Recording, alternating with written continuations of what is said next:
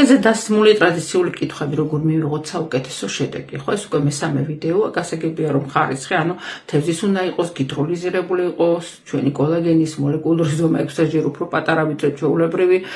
კოლაგენის, მერე იქ დღეურ დოზაში ჩვენთან მაგალითად 15,000 ერთეულია და დამატებით ჰიალურონის მჟავა შედის მეთქი და აი თუნდაც ამის გამო და ისედაც, ხო, როგორ გახდეს ბზინვარე კანი, როგორ მოგცეთ კარგი ტუგური და ოვალი, როგორ შეაკავოს ჰიალურონმა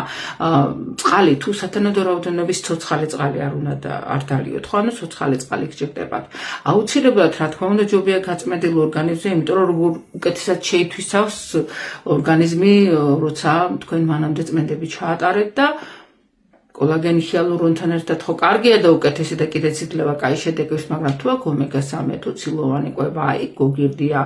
სელენია, ბუნებრივია რომ შედეგი უკეთესია, ასე რომ თანმიმდევრულად და კომპლექტაციებით.